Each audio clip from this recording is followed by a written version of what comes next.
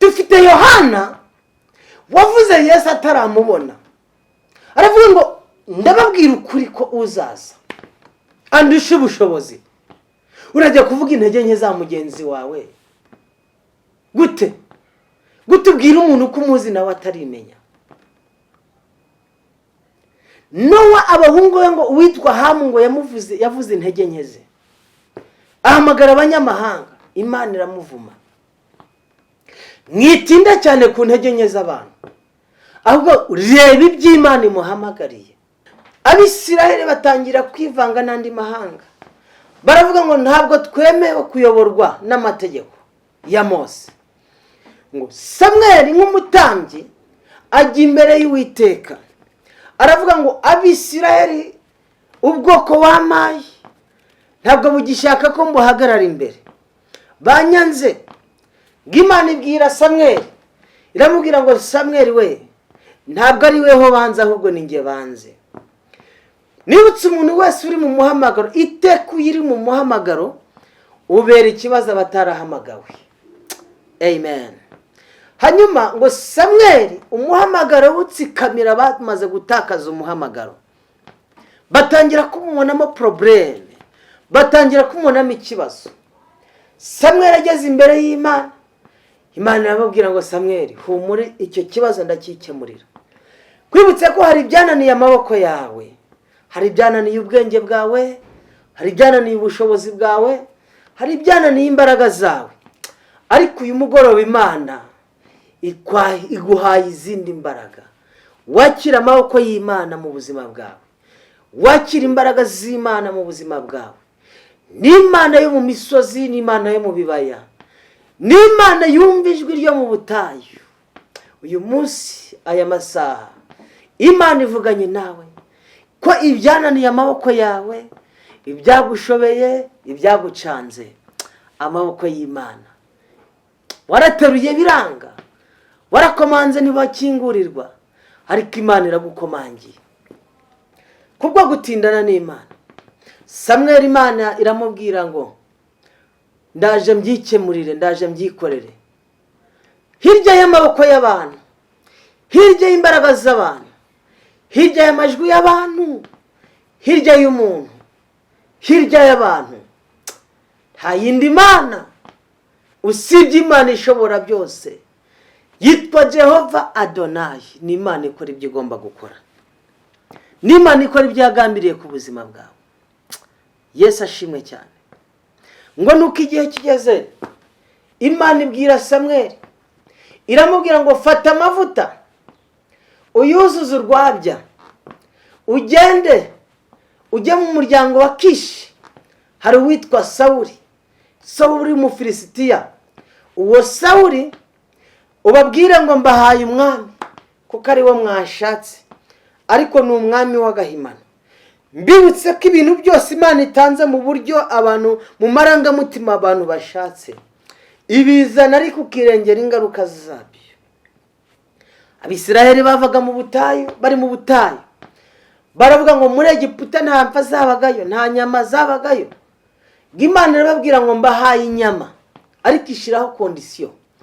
Igihe cyose udashaka gutegereza umugambi w'Imana, igihe cyose udashaka gutegereza icyo Imana yavuze, irakiguha bitewe nuko wayishizeho pressure, kuko ni Imana yera, ni Imana y'inyangamugayo. Ariko consequence cyangwa se ingaruka ziza ku buzima bwawe. Iravuga ngo inyama ndazibahaye, ariko uzazirya mu buryo bunyuranyije n'amategeko ntanzi zizamuhitana, zizamwica. Benshi barapfuye, benshi baguye mu butayu. Mwene data, biragatsindwa kwikirwa n'inzara mu butayu. Wagera i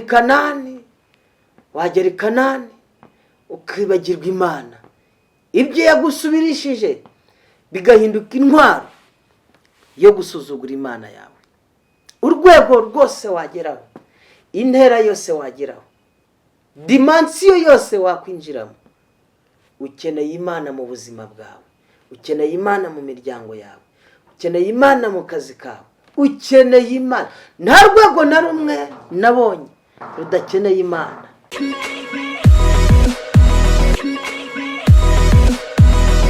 Yesu ashimwe bene data, tunejejwe n'Imana mu mitima yacu kongera kubana namwe.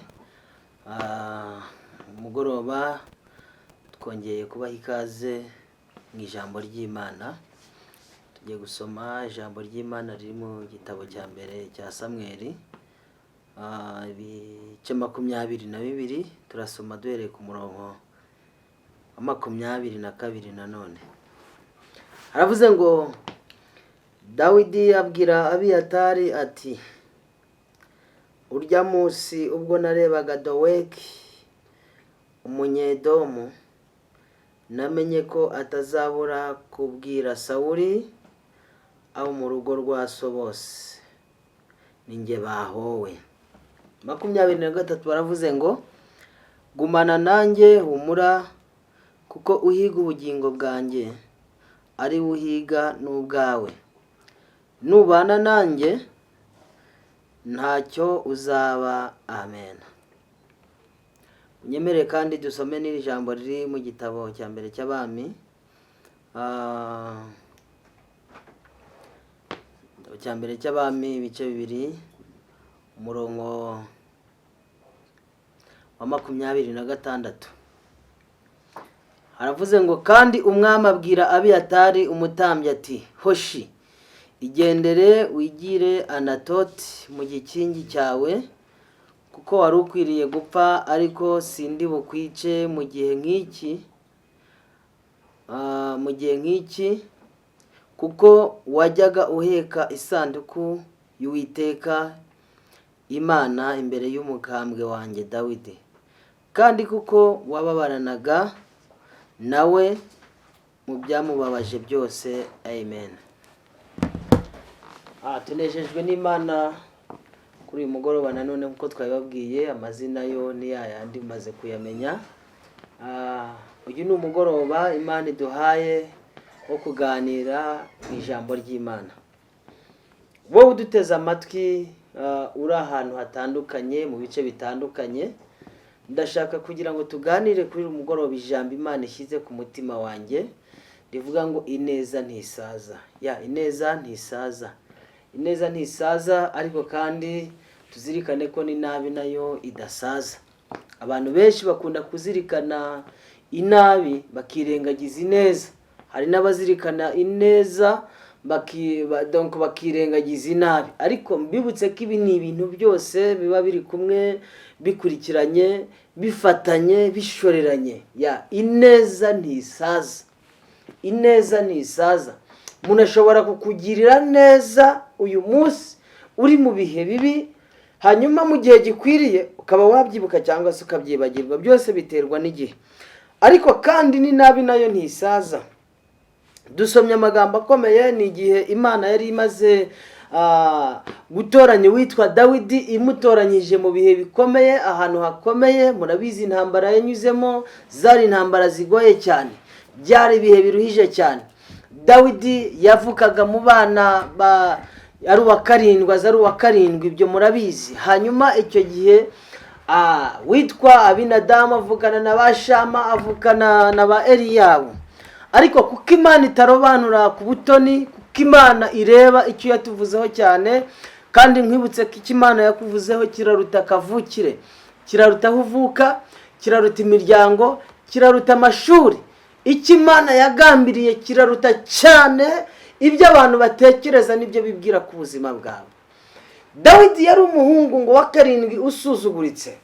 Abahanga bavuga ko ngo 7 bari abahungu ba Yesayi, ariko ngo uwa 8 yari Dawidi w'Imana. Imana ishimwe cyane. Hanyuma Bibiliya ivuga ngo hari ku ngoma y'umwami witwa Samweli. Samweli yari umuhanuzi, akaba umutambyi, akaba n'umwami. Hanyuma uwitwa Sawuli yaramaze igihe ahamagawe n'Imana. Sawuli bisobanuye iki?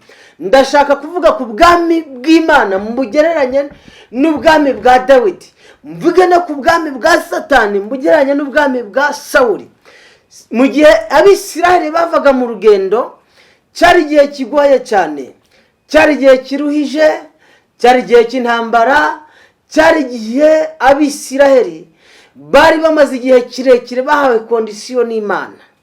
irababwira ngo nimugende mu gihugu cy'amata n'ubuki, Uwiteka akasohoza ibyo yavuganye namwe, mukarya mugahaga, ntimuzibagirwe iby'Imana yavuganye namwe, ntimuzifatanye n'andi mahanga, ntimuzifatanye n'andi moko.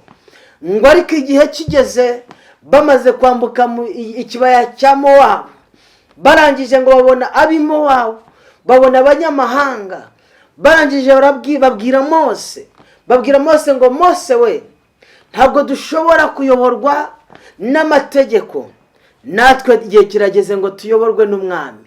Batangira kugendera kuri kondisiyo y'abanyamahanga, kandi bari bafite kondisiyo Imana yabahaye. Mbibutse ko iyo wibagiwe uko wahamagawe, intego y'urugendo icyo gihe ntabwo iba ikigezweho. Mu yandi magambo, impamba y'urugendo ntabwo ikwiriye kukwibagiza intego y'urugendo. Kandi mbibutse ko impano itagira impanuro ni impanuka. Mwirinde ibintu byose mubona bidafite impanuro, bidafite impamvu. Imana yabwiye Abisirayeli ababwira ngo ni njyewe uzabayobora, ni njye uzabajyana, ni nzabageza aho nagambiriye ku isezerano nabwiye sekuruza wanyu Aburahamu. Ibi ngibi murabizi. Ariko ngo igihe kigeze batangira kugenda bagomera Uwiteka. Bareba abanyamahanga uko bambaye, bareba uko barya, uko baryama, bareba inzira zose, ngo batangira kurarikira cyane, bibagirwa kondisiyo y'Imana. Nigeze mbwira abantu, ndababwira ngo iby'Imana yakuvuzeho ubirindisha ibyo yakubujije. Hari benshi bavuganye n'Imana, ariko bategereje iby'Imana yavuze barabibura. Kwibutsa iri jambo mwene data, mushiki wanjye ungurikiye, abantu benshi bashaka ko Imana isohoza ibyo yababwiye, ikora ibyo yababwiye gukora, izabakorera, ariko ntibashaka ko ibakoresha ibyo yababwiye izabakoresha. Ntabwo bishoboka. Ni ngombwa kugira ngo umukozi ahemberwe ibyo yakoze. Sinzi umwanya uhagazemo, sinzi igihe uhagazemo, ariko Abisiraheli ntabwo bahagaze mu mwanya Imana yababonagamo.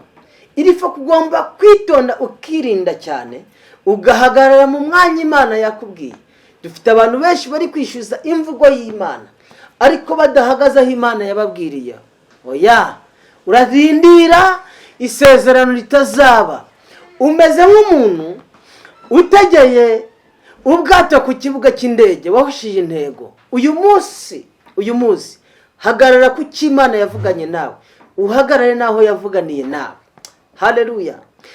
Abisiraheli batangira kwivanga n'andi mahanga, baravuga ngo ntabwo twemewe kuyoborwa n'amategeko ya Mose. Ngo Samweli nk'umutambyi ajya imbere y'Uwiteka, aravuga ngo Abisiraheli ubwoko wamaye ntabwo bugishaka ko mbuhagarara imbere, banyanze. Imana ibwira Samweli, iramubwira ngo Samweli we, ntabwo ari weho banze, ahubwo ni njye banze. Nibutse umuntu wese uri mu muhamagaro, itekuye iri mu muhamagaro, ubera ikibazo abatarahamagawe. Amen. Hanyuma ngo Samweli umuhamagaro wutsikamira bamaze gutakaza umuhamagaro, batangira kumubonamo probleme, batangira kumubonamo ikibazo. Samweli ageze imbere y'Imana, Imana irababwira ngo Samweli, humure, icyo kibazo ndakikemurira. Kwibutse ko hari ibyananiye amaboko yawe, hari ibyananiye ubwenge bwawe, hari ibyananiye ubushobozi bwawe, hari ibyananiye imbaraga zawe, ariko uyu mugoroba Imana iguhaye izindi mbaraga. Wakira amaboko y'Imana mu buzima bwawe, wakira imbaraga z'Imana mu buzima bwawe. Ni Imana yo mu misozi, ni Imana yo mu bibaya, ni Imana yumva ijwi ryo mu butayu. Uyu munsi, aya masaha, Imana ivuganye nawe ko ibyananiye amaboko yawe, ibyagushobeye, ibyagucanze, amaboko y'Imana. Warateruye biranga, warakomanze ntibakingurirwa, ariko Imana iragukomangiye. Kubwo gutindana n'Imana, Samweli Imana iramubwira ngo ndaje mbyikemurire, ndaje mbyikorere. hirya y'amaboko y'abantu, hirya y'imbaraga z'abantu, hirya y'amajwi y'abantu, hirya y'umuntu, hirya y'abantu, nta yindi mana usibye Imana ishobora byose yitwa Jehova Adonayi. Ni Imana ikora ibyo igomba gukora, ni Imana ikora ibyo yagambiriye ku buzima bwawe. Yesu ashimwe cyane. Ngo nuko igihe kigeze, Imana ibwira Samweli, iramubwira ngo fata amavuta uyuzuze urwabya, ugende ujye mu muryango wa Kishi. Hari uwitwa Sawuli, Sawuli Umufilisitiya. Uwo Sawuli ubabwire ngo mbahaye umwami, kuko ari wo mwashatse, ariko ni umwami w'agahimano. Mbibutse ko ibintu byose Imana itanze mu buryo abantu, mu marangamutima abantu bashatse, ibizana ariko ukirengera ingaruka zabyo. Abisiraheli bavaga mu butayu, bari mu butayu, baravuga ngo muri Egiputa nta mpfa zabagayo, nta nyama zabagayo. Imana irababwira ngo mbahaye inyama, ariko ishyiraho kondisiyo. Igihe cyose udashaka gutegereza umugambi w'Imana, igihe cyose udashaka gutegereza icyo Imana yavuze, irakiguha bitewe n'uko wayishyizeho pressure, kuko ni Imana yera, ni Imana y'inyangamugayo. Ariko kwensekwensi cyangwa se ingaruka ziza ku buzima bwawe. Iravuga ngo inyama ndazibahaye, ariko uzazirya mu buryo bunyuranyije n'amategeko ntanzi, zizamuhitana, zizamwica. Benshi barapfuye, benshi bavuye mu butayu. Mwene data, biragatsindwa kwicirwa n'inzara mu butayu. Wagera i Kanani ukibagirwa Imana, ibyo yagusubirishije bigahinduka intwaro yo gusuzugura Imana yawe. Urwego rwose wageraho, intera yose wageraho, dimansiyo yose wakwinjiramo, ukeneye Imana mu buzima bwawe, ukeneye Imana mu miryango yawe, ukeneye Imana mu kazi kawe, ukeneye Imana. Nta rwego na rumwe nabonye rudakeneye Imana. Amen. Ngo nuko uyu Samweli iramubwira ngo kandi ubabwire ko umwami bashatse, kuko ari umwami bashatse bakeneye, bamukeneye cyane kurusha uko badashaka ko mbayobora. Ni umwami w'agahimano, azabababaza, azabatoteza, abana babo bazaba indaya. Iyo ushize pressure ku Mana, iragutabara ariko igashyiraho akantu ariko. Irangije kandi ibwira Samweli ngo manuka i Betelehemu kwa Yesayi. Hari uwitwa Dawidi, hari abahungu be, ariko hari uwitwa Dawidi. Mu bahungu be namaze kubona mu mwami. Bene data, mbibutse ko uyu Samweli niwe wahawe message n'Imana ngo jya kwa Sawuli, kandi niwe wahawe message n'Imana ngo jya kwa Samweli. Mbibutse ko Imana ishobora kuguha akazi, ariko yarangiza igahita igashira ku isoko. Umwanya wicayeho wose itonde, kuko mu isi turakodesheje twese. Haleluya. Birasaba kugira ngo iyi Imana ikubwiye ubirindishe ibyo yakubujije. Imana iguha akazi, ariko hari undi uri mu kazi. Imana iguha inzu, ariko hari undi yirimo. Birasaba iki? Birasaba kugira ngo ukomeze ube umutoni imbere y'Imana, uhagarare aho Imana yakubwiriye. Niho haba kuki yavuze ngo nzahagara ku munara wanjye ndindira icyo Imana yavuganye nanjye.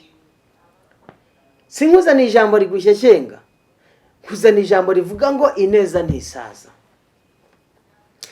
Dawidi igihe kigeze, ubwami bwe bugera ku mwanzuro w'Imana, bigera ku ntego y'Imana. Sawuli ngo urwabye rumeneka mu myaka 2 amaze ku ngoma.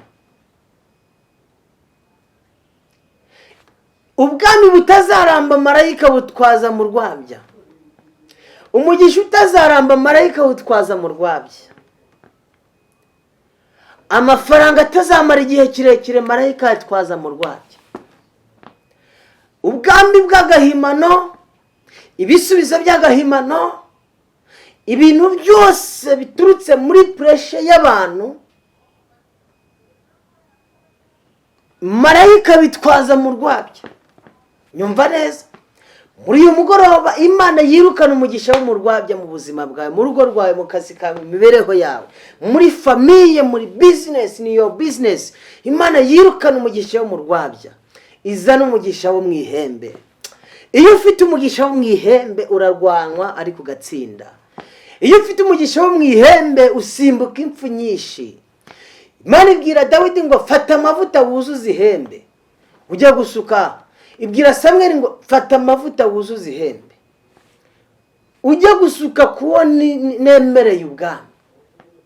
Kandi ingoma ya Sawuli ntiyari yakarangiye. Ese turumvikana bene data? Igihe kigeze Sawuli ngareka kujya muri misiyo ye, atangira gukomeza kugendana na Dawidi ariko amugenzura. Ashiraho abantu bashinzwe kumenya amakuru ya Dawidi, y'ibyo Imana yamuvuzeho. Abahanga bavuga ko Dawidi yakoze mu gihe cya Sawuli agakora no mu gihe cye. Yayoboye imyaka 78. Haleluya. Ngigihe kigeze uyu Sawuli urwabya rumaze kumeneka, atakaza inshingano. Ariko ufite amavuta yo mu ihembe aravuga ngo nzajya ndyama nsinzire nizigure, kuko Uwiteka niwe mungeri wanjye. Sinzakina, sinzapfa, sinzatinya ikibi cyose. Aravuga ngo njyana mu cyanya cy'ubwatsi bubisi, anjyamisha iruhande rw'amazi adasuma. Ibi bintu ushobora kubivuga, ariko ubivuga ufite amavuta yo mu ihembe. Dawidi igihe kigeze arapfa. Mu masaziro ye ya nyuma ahamagara abana be n'umuryango we, arabakusanya. Arababwira ngo bana banjye, dore nari umusore none ndashaje. Kwibutse ko igihe cyose kigira igihe kigisimbura. Itware neza kuko igihe urimo gifite ikindi gihe kizagisimbura. Koresha igihe cyawe uyu munsi kuko ejo hazisobanura. Arababwira ngo nari umusore none ndashaje. Sindabona umukiranutsi wishwe n'inzara, cyangwa se ngo urubyaro rwe rusabirize. Haleluya. Jambo rikomeye cyane. Mu bahungu be hamagara witwa Salomo. Salomo avukaga kwa Batisheba. Aravuga ngo Salomo mwana wanjye, ujye umenya Imana ya so. Iyo yakoreye nawe azaba ari yukorera. Salomo iri jambo aryumva cyane, kuko Salomo yari yaravutse mu buryo butemewe. Salomo yavutse bene wabo batamwemera, yavutse muri kondisi y'igihugu kitemera, ariko ijuru ryemera. Mana ishimwe cyane. Turashimira Imana ivuguruza imyanzuro yose y'ijuru. Ijuru iyo rifashe umwanzuro, imyanzuro y'isi itagaciro. Yobu yabivuzeho neza, aravuga ngo yica imigambi y'incakura kugira ngo idasohoza imirimo y'amaboko yazo. Igihe kimaze kugera kandi Dawidi aha mitasi y'umuhungu we Salomo, kuko nibo bari basimburanye. Aravuga ngo mu gihe cyanjye cy'intambara, wibuka ko turi kwijambo rivuga ngo ineza ntisaza ariko ni nabi ntisaza. Mu gihe cyanjye cy'intambara nahuye n'intambara zikomeye, ariko kuko nari mfite misiyo y'Imana nirinze kwisobanura. Bene data, amarira urira uyu munsi, wihangana no gushaka umuntu uguhanagura amarira, kuko utazi uwayakurijije aho yaturutse. Wifata igihe utakaza igihe cyawe wisobanura, kuko utazi uwagusobanyije aho yaturutse. Rimwe na rimwe ushobora no kurira ugasanga uri guha ibyishimo umwanzi wawe, ugasanga uri guha umunezero washatse kukuriza. Rwana intambara bucece, senga bucece, ramya Imana bucece, uhimbaza Imana bucece, ibindi bizisobanura. Bibiliya ivuga ngo mwituze no mu byiringiro niho haboneka ibisubizo. Aramubwira ngo mu gihe cyanjye cy'intambara Salomo, nahuye na Shimeyi wantutse, mpura na Dowege wagenzaga amakuru y'ubuzima bwanjye bwose. Birashoboka ko ufite Dowege ugenza ubuzima bwawe, bw'urugo rwawe, imibereho yawe, uko waramutse, uko bwakeye. Dowege ni umunyamagambo, kandi ikindi Dowege ni umunyedomu. Ba bandi Imana yavuze ngo izabakubita inkweto mu mutwe. Kabiri, ikosa Sawuli yakoze, akundana na Dowege w'umunyedomu. Imana ifitiye inzigo, yavuze ko izabakubita inkweto mu mutwe. Ikindi kintu gikomeye, Dawidi abwira Salomo, aramubwira ngo Salomo, kandi ikindi kintu nkubwiye, uwitwa Adoniya yashatse kwiyimika, akura kudeta. Mwana wanjye, uramenya aba bantu nta mwanya nari mfite uzarubane nabo, umenye ukuntu uhangana nabo. Hari intambara utarangije ariko umuryango wawe uzarangiza, intambara utarangije ariko abana bawe bazarangiza. Ngo nuko uwo mwanya abwira uwitwa Salomo, aramubwira ngo Abiyatari yakoze ikintu gikomeye, arantuka ndi mu kigeragezo, arantuka ndi mu bihe bibi by'intambara, arambwira ngo nzapfa ndimbwa.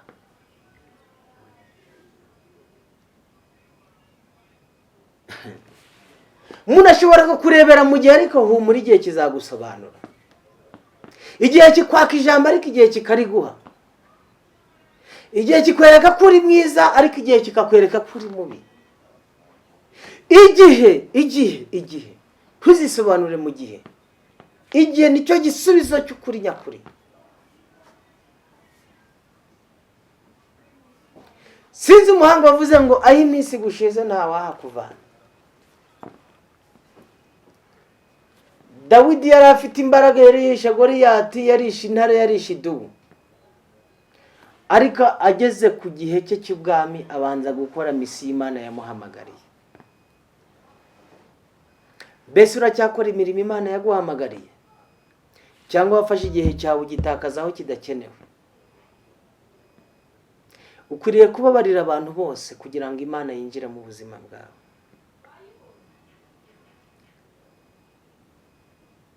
Arangera amubwira ngo Abiyatari, igihe Adoniya yajyaga kwimikwa, Abiyatari nk'umutambyi niwe wagiye ajyana amavuta. Arabwira ngo mwana wanjye Abiyatari, kuko yababaranye nanjye, uzirinde kumwica imvi zitaraza.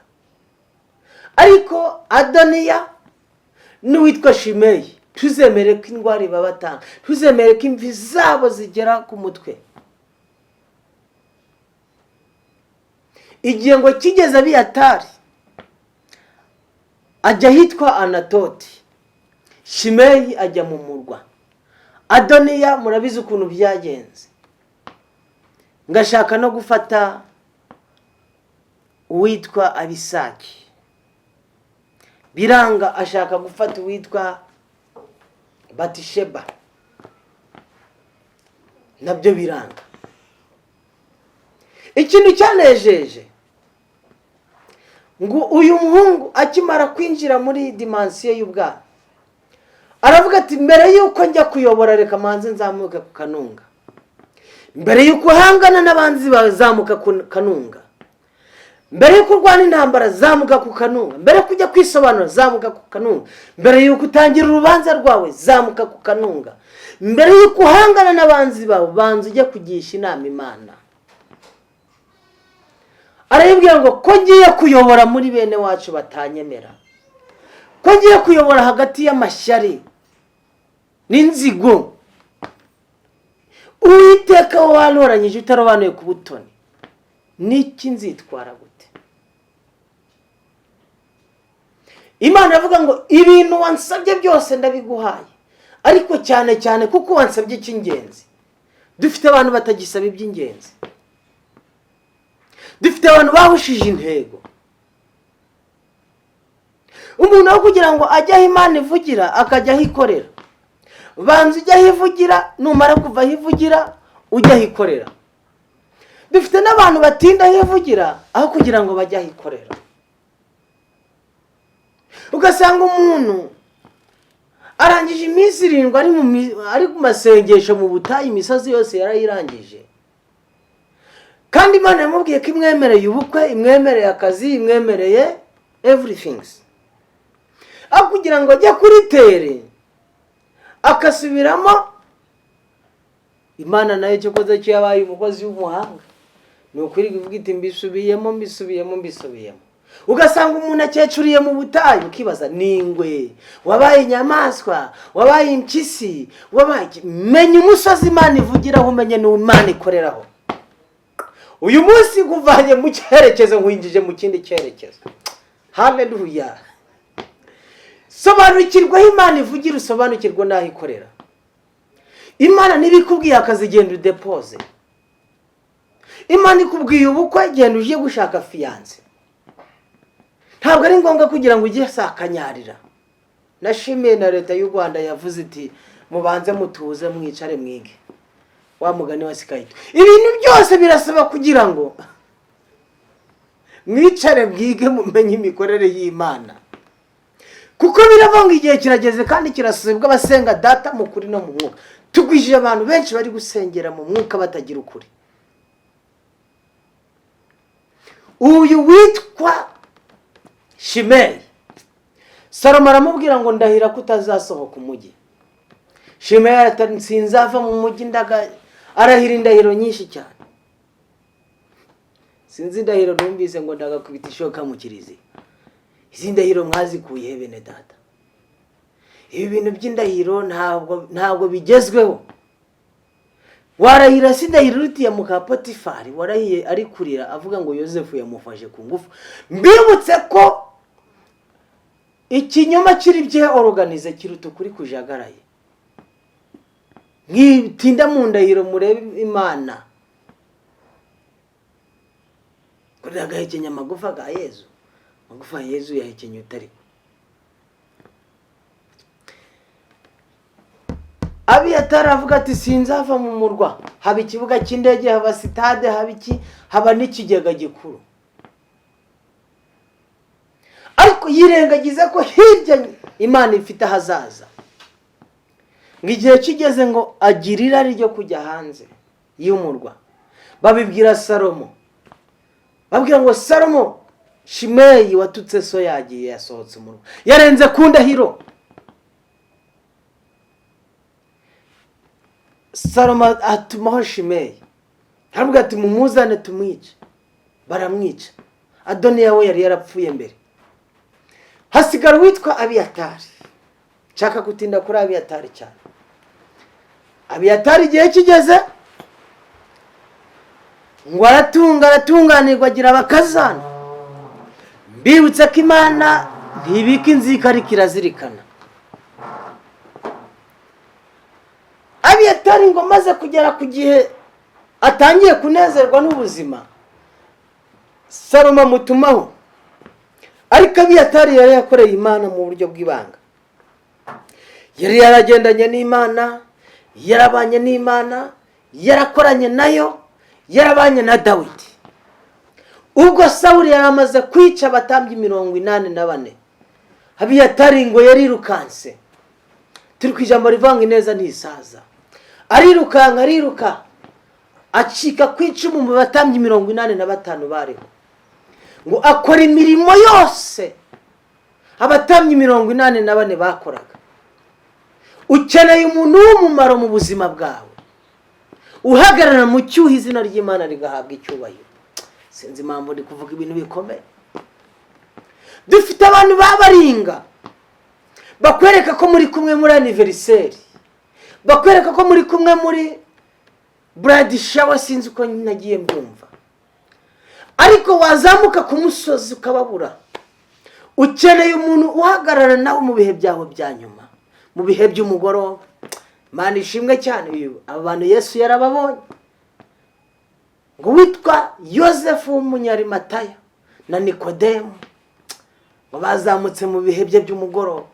Biravuga ngo nuko bugorobye ngo haza Yosefu, haza na Nikodemu, haza na Mariya. Aba bantu ngo Yosefu afata imva ye arayigurana. Ukeneye umuntu mu bihe byawe bya nyuma, nubwo uri mu bihe bigoye, nubwo uri mu bihe by'intambara, nubwo uri mu bihe usa naho bugorobye bwije mu kabwibwi, hoya Yesu ari kumwe nawe. Weho uri kurira, Yesu ari kumwe nawe. Weho ubuze urubyaro, Yesu ari kumwe nawe. Ni Imana imara agahinda, ni Imana imara agahinda, Imana yomora ibikomere. Hari abantu batatu bakomeye ku buzima bwawe, ubona nta nzira byagucanze. Hari Yosefu uje kukwigurana, hari na Nikodemu uzanye ibihumura neza, hari na Mariya uzanye amavuta. Aba bantu barakenewe. Petero yari yasubiye kuroba, kandi rero wakebye ugutwi. Ubu dufite abantu bakwitwereka ko turi kumwe. Sinzi bavuze ngo nushaka kumenya inshuti zawe ngo uzigira ngo nk'umunyabibazo. Sibyo ko ibibazo byo birizana, ntawe bihamagara. Ndabwira umuntu wese dukurikiye kuri Prophet Fiston Official, uyu munsi haragoye, ejo haragoye kurushaho, ariko gerageza, nejo ugerageze, nejo bundi ugerageze. Aha imbaraga zawe zirangiriye niho imbaraga z'Imana zitangiriye. Ni Imana izirikana. Abiyatari ngo azaje gupfa, ariko aza yibutse imirimo Imana yayikoreye. Hari umuvandimwe witwa Paterine, naramushimye cyane. Igihe yabanaga ni witwa Prophet Fiston. Haleluya. Fiston atangira iyi ministeri, yatangiye afite abantu 17, ndabyibuka cyane. Ariko Paterine aravuga ati nzabana nawe. Hele tiko tifo de sansoma. Ukeneye umuntu kuba hafi mu bihe byawe by'umugoroba, n'igihe abantu babona ko byanze bidashoboka, Yesu yiteguye guhagarara nawe ku musozi. Amen. Ukeneye inshuti kwigurana. Paterine aravuga ngo ntabwo nzakureka, nshingiye ku Imana yavuganye nawe, nshingiye ku Mana yaguhamagaye Prophet Fiston, igukuye mu ruhengeri. Fiston ndamuzaba mu ruhengeri. Umuhamagara uragerageza. Aravuga ngo ndewe ndareba icyo Imana yavuze, sinkurebera mu bigaragara. Imana yaguhamagaye ifite ibitagaragara. Aba bahungu bambereye isomo rikomeye cyane.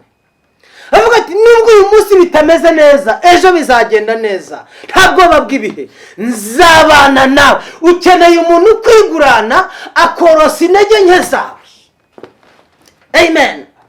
Yosefu, Nikodemu na Mariya baravuga ngo tugiye kuzana ibihumura neza. Muri mugoroba nkuzaniye inkuru nziza.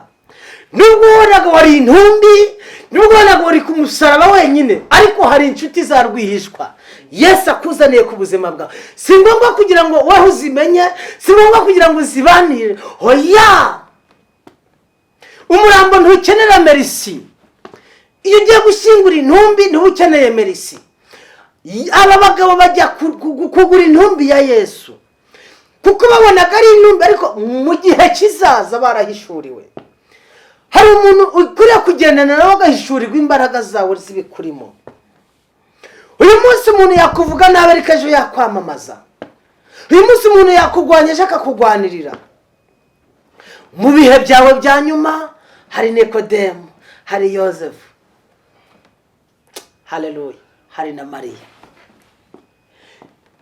Ndabyibuka icyo gihe twatangiraga ari abantu 23, ariko Paterine akareka ibiterane. Ndabyibuka hari igihe Prophet Fiston yamuhamagaye agiye gufotora ahantu muri Kenya.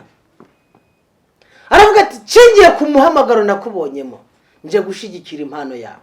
Ukeneye amaboko agushyigikira, uyu munsi ndahagura amaboko agusenya. None bakamubaza ngo kuki runaka uramuzi, ngo ndamuzi, ngo ariko ngo hari ibi. No, vuga ibyo bakubajije, vuga ibyo bakubajije. Niba bakubajije umukobwa witwa Veneranda, urajya kuvuga ibya nyina gute? Dufite Yohana wavuze Yesu ataramubona, aravuga ngo ndababwira ukuri ko uzaza andusha ubushobozi. Urajya kuvuga intege nke za mugenzi wawe gute? Gute ubwira umuntu ko umuzi nawe atarimenya? Nowa abahungu be ngo uwitwa Hamu ngo yavuze intege nke ze, ahamagara abanyamahanga, Imana iramuvuma. Mwitinda cyane ku ntege nke z'abantu, ahubwo reba iby'Imana imuhamagariye, reba iby'Imana imukoresheje. Nganire n'abadiaspora baduteze amatwi, muragakubwira ngo niba umuntu ukeneye kumufasha uri gushaka izindi evidence ku ruhande ngo bigende bite, ngo harya ngo Paterine ngo ko yambwiye ngo ararwaye, ngo koko ngo ararwaye uragira ngo umusimbure. Kora ibyo Imana iguhamagariye kuko nibyo uzahemberwa. Turi ku ijambo rivuga ngo ineza ntisaza. Ibyo kumenya ngo amafaranga wahaye Profete Fiston yayakoresheje iki, ibyo ntibikureba. Dufite abantu Imana bagaragara nk'abakire kuba gifite inzara mu mutwe.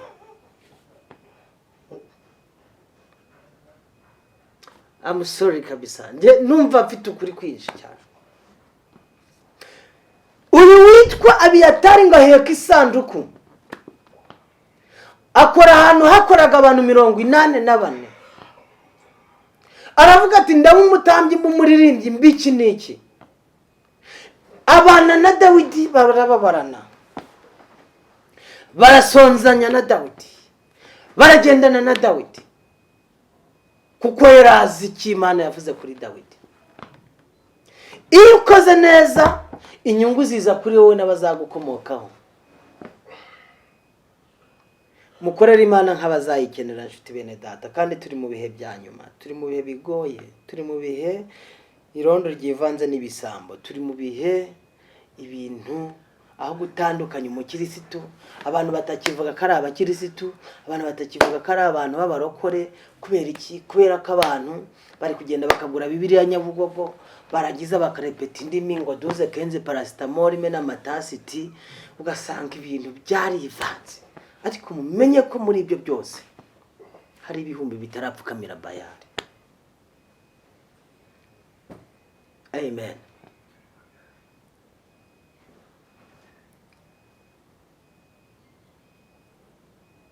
Sinzi umuhungu twigeze tuganira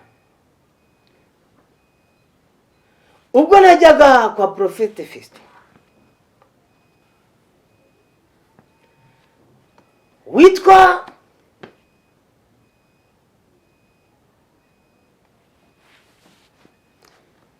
agahungu Mana ndanezerewe cyane Mana, nzakugurira soda, kitwa Fredin. Fredin arwana n'izi ntambara zikomeye cyane. Ndamubaza ngo niki nizihe mpamvu z'ibyiringiro ufite zituma ukomeza kuryama ku muntu ufite abantu 27 uvuye ahantu hari igihumbi? Aravuga ati ngiye ndi gushigikira icyo Imana yavuze, ndi gushigikira inzozi za Profete Fiston. Ejo bundi namuhamagaye ndavuga ngo muracyari kumwe, muracyavugana? Ati namureka gute ahubwo yabaye daddy.